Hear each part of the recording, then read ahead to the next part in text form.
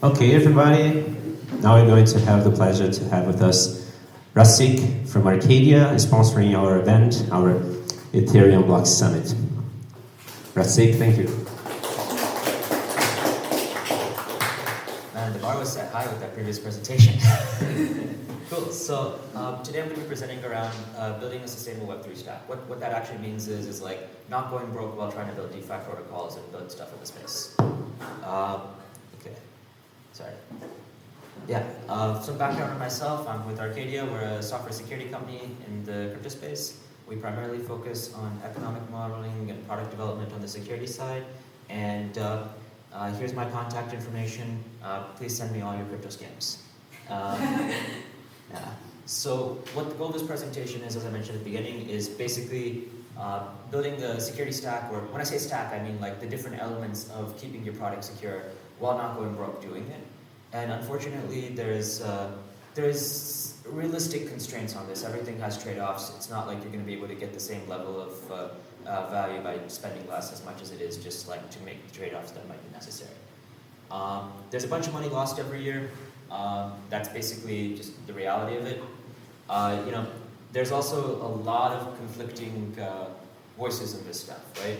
So like for example, I'm from a security company.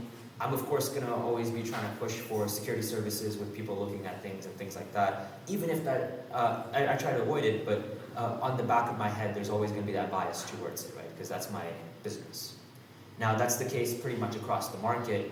Everyone's going to be pushing their monitoring tooling, their simulation tooling, etc., just because that's the necessity of, we have more people doing that than anything else. The normal route, you write code, you testnet it, or do a chain fork, you do whatever you need to do. Then you pay for audits or multiple audits, and then you launch a bug bounty program, and then you get exploited.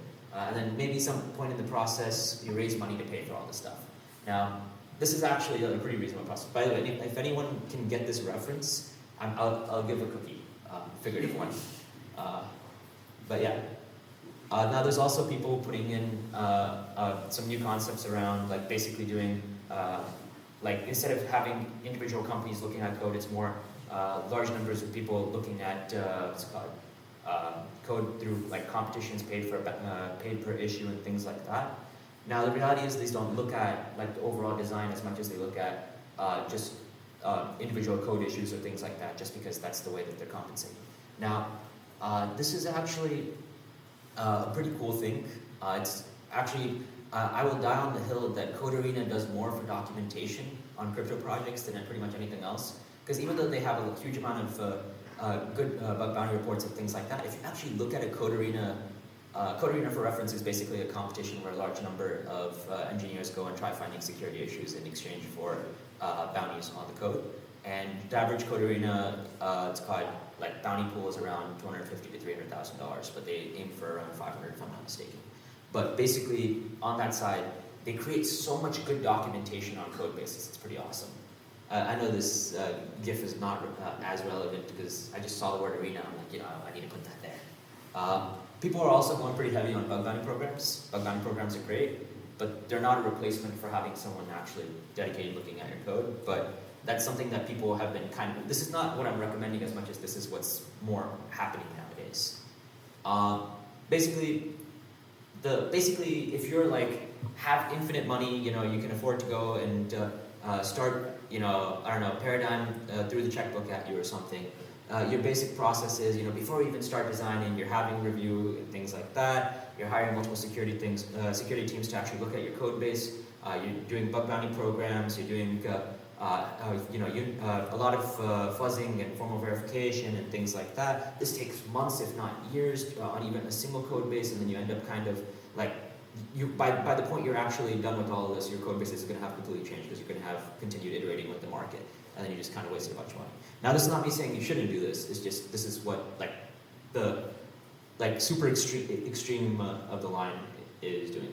Now, realistically, though, if your project with 50,000 in the bank, 20,000 in the bank, you're not going to be able to spend a huge amount of money on an audit or spend a huge amount of money on continuous code or continuous audits, continuous big bug bounty programs and things like that. You're going to end up going broke after the first 3 bounty payments if it's at a competitive program. So this is where trade-offs matter.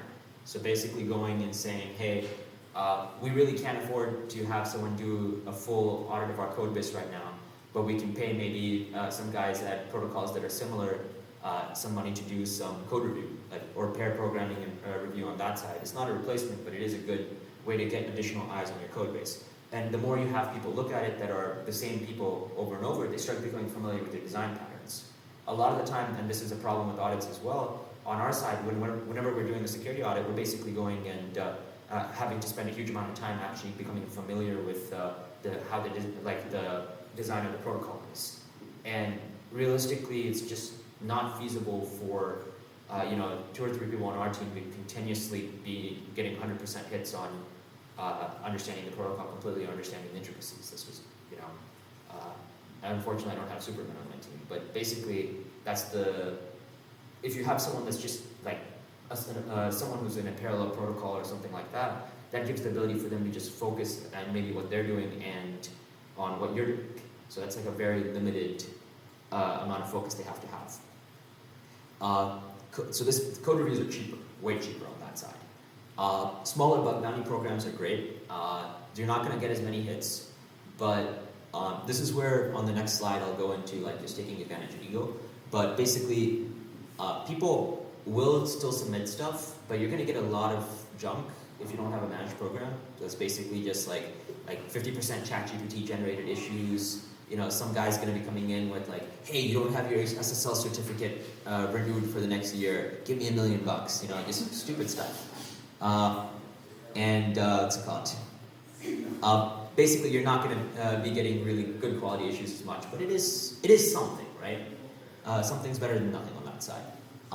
And then forward-looking incentives are a good way to pay people. So basically, instead of saying, hey, or just being upfront and saying, hey, we don't have that much money right now, but we can give you guys maybe a vault token that vests with some of our token in it or something like that, that just gives them like a pretty solid, hey, we're broke, but we're not trying to stiff you here. We're just trying to stay in business long enough for you to actually get paid.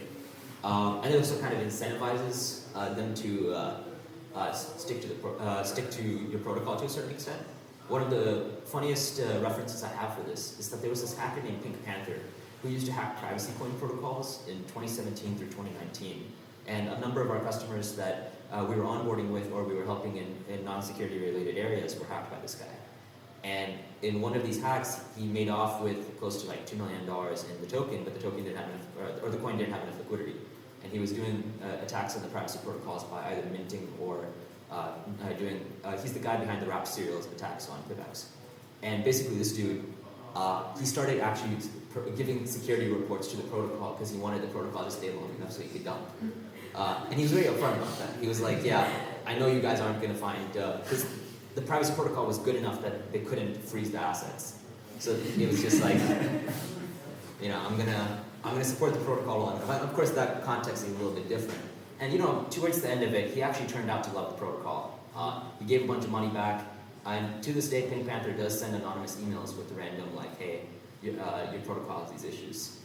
There's actually a talk by the gentleman from Firo Rubin-Yap who talks a little bit more about this on specifically the interactions with Pink Panther. But I love that kind of anecdotal story. But there's also a number of security firms that are willing to work for like community projects and things like that. So for example, of course nowadays it's a little bit tougher because it's the bear market, but a number of bigger security firms as well as some of the ones that are trying to build more reputation will work for free just to kind of get some value for themselves. Because right now one of the big problems is that if you're a security firm that's not like a high tier firm, you're basically having to really kill for order flow. And sometimes it makes sense to do 1 or 2 engagements for free to get the third one paid because it's just on your cost side, you're breaking even. Boutique teams are wonderful. There's a wonderful team out of Canada called Hashcloak that I really recommend. They're basically smaller teams, 10, 15 people. They're not really charging a lot of money, but they're more focused on very, very like small scale pricing and engagements that are very, very valuable for the amount of money spent. And Immunify bug bounty programs are flexible. You don't have to commit large amounts of money into a program. You can do something small. And swag is always an option. I know Web3, we're kind of egotistical and say, it has to be money. Of course, when you're seeing millions of dollars flow around in the space, the brain kind of gets rewired and yeah. But in reality, man, most bug bounty programs in the HackerOne space and things like that, I have more swag from that than I actually ever got paid. And I was up till 2019, until my shirt size changed, I was only wearing shirts I got from HackerOne. So, and then the other thing is that it's called, putting liquidity bumps or things like that, things that allow you to go and have some sort of revenue. Of course, this comes with a trade-off. The more money you take from one place, users are going to be pissed if they don't completely understand it, or if they understand it and realize that they're losing money on something. So you have to find ways to design it to be very abstract. So, for example, one way to do it is having a protocol security fee or something like that. But then, of course, there's Gary Gensler is going to come after you, sure. But there's different ways to do it, and all of them kind of suck. But there are better than nothing to a certain extent. I have a friend who actually, ArmorFi did a bug bounty program where they said for the first certain amount of criticals they would give tattoos. The CTO would get a tattoo. The first was by a gentleman named Richard, and then there was another one by a protocol founder named Oxford, who did a bug bounty on ArmorFi. And if you do go to the logical extreme and say that your founder is going to get a tattoo if there's a critical found, make sure your protocol is secure first. Maybe pay for those audits just a little bit. Also, make sure there's restrictions on what the tattoo can be. The guy at ArmorFi almost had a Pepe on his arm. But yeah, it's with that kind of stuff, you can be pretty unique. You can go and you can do some pretty fun stuff. Now, the other thing is that people care about reputation quite a bit, right? The amount of people that actually get to brag about the bug bounties they find is so low. For example, ARCADIA did a critical vulnerability report in 2021, and our NDA expired 2 months ago, and by now it's stale news. No one really cares about it. It was very impressive back when it happened, but now it's very we found a protocol security bug that was an infinite mint on a layer 1. But basically, people want to be having timely recognition on this kind of stuff, and it's you'll be surprised what people will do for Twitter Cloud. So, having a very hey, we had XYZ help us with this, or things like that. A lot of these solo auditors and people like that are just may not be the highest quality in the space because there's just so many of them. It just there's not a lot of filtration. But then they do want the recognition and things like that. But it's a good way to get some value. Now, of course, for some of the people in the room who I'm sure have launch protocols, I'm sure you all are thinking, wow, this guy's giving a lot of useless advice because it's, I've tried going to the auditing firms, I've tried going and doing cheaper bug bounty programs, or, people aren't as friendly with this kind of stuff. It's a lot of it's weird, but crypto kind of makes these little bubbles where sometimes things are super, super professional, sometimes it's super friendly on the security side and things like that. And then we kind of stick to those bubbles for an extended period of time. So I kind of was in the super friendly space for a little bit, and then I recently realized that, oh wow, there's a very buzzkilly space as well. And just look around a bit. There's a lot of different areas. Now, oh yeah, there's also unscalable options. I forgot about this slide. But basically, there's the assistant stuff I mentioned earlier. You can get that community good stuff, but then if you go for 5 times in a row, I'm sure they're going to be like, okay, bro, we need to give it to other people as well. Companies that are boutique are great, but then if you're really, really tight on cash, that doesn't last very long, and also teams like that generally get booked out pretty fast as well. And then people, so community funding is kind of a joke to me a little bit because we've been doing a lot of community donations to DeFi protocols and open source protocols over the past 2 years, specifically to keep the lights on. And we started realizing we were the only people donating a lot of the time. And I've seen these guys, protocols we've worked with, just friggin' hunt for community good products. Like, for example, the libraries that are used by the majority of privacy protocols in the space, not like Ethereum privacy, but like chain level privacy, like Monero, Firo, and things like that. a lot of those libraries are maintained by random dudes in like random Eastern European countries just like freaking trying to survive. And they get maybe like $5,000 in community funding over like 2 years. And it's like, if you're maintaining like a core, like you'd think that maybe like some of the people that would be using the privacy tech would be donating or something like that, but no. But there are some areas with like Gitcoin and things like that where you can get some quantitative matching and things like that, but you know, I know I said that wrong, but basically on that side, it's not sustainable. And then a lot of people are trying to push, oh, you don't need to do as much security work. What you can do is you can pay us X amount of money and we'll put a proxy in front of your protocol, and you know, we'll simulate every transaction you send over. Don't do this. Please don't do this. If nothing else from this talk, don't do that. It's unproven. It also kind of hurts decentralization, because how they generally do it is they have an API endpoint. That's the only API endpoint that's allowed to handle transactions for transactions to your protocol. You're basically making a centralized product at that point, and you know, might as well just go back to Web2. I know that's a controversial thing, but if I see one more live monitoring protocol email me, I'm gonna, like, you know, throw the computer through a window or something. But yeah, this entire presentation is very limited compared to what I would like to have. But it's like, you know, I was writing this half asleep like 2 days ago. I'm like, I need to get this done. But you know, the more you grow, the bigger and more complex your protocol gets. The more it becomes kind of a hassle. So start simpler. And one thing that I've realized that, you know, maybe I'm just becoming more of an optimist nowadays, but realistically, everyone's kind of a little bit flexible on everything. There's no real hardness in the space as much right now. So if you go to someone and say, hey, we're broke, but we have, you know, XYZ amount of tokens, can we use that as part of a bug bounty program to pay in tokens? Or hey, we're not really able to go and do as big of a live, or as big of a simulation setup or something like that. What can we do at our price point? Just feel free to ask. It may not be what you need and it may not be fit, but a lot of the time I talk to protocols that we meet in, like, you know, during the BizDev times, and it's like, they're like, you know, we can't afford to do this, you're getting these quotes. You know, just straight up ask, hey, we've got this much to spend, what can we get at that price point? It's not, and of course, a lot of protocols will play hardball during bull markets, but right now it's a bear market. You can get a lot of stuff done. That's pretty much it. I'm sorry the presentation was a little bit clunky, but yeah, cool. Thank you. Can we open for questions? Sure. Great presentation. I learned a lot.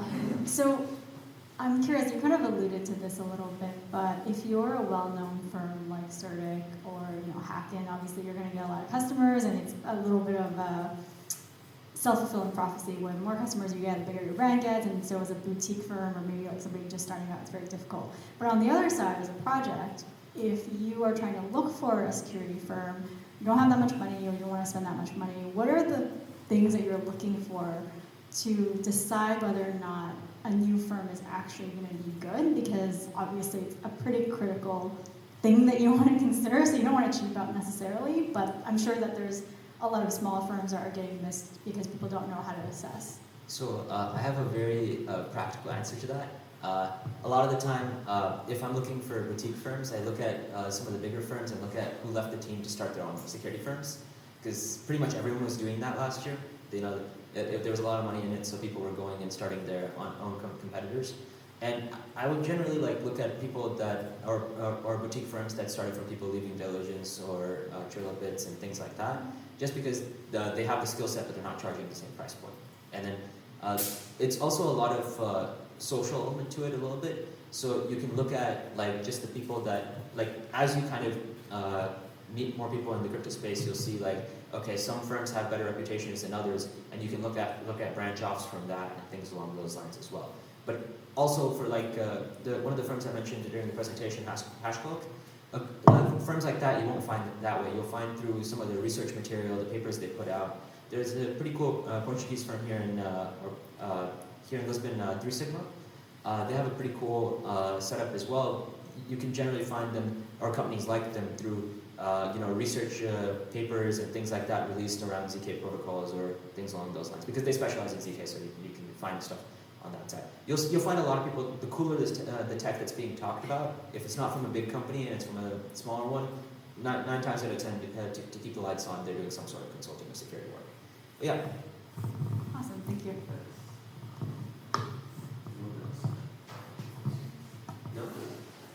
Okay, thank you.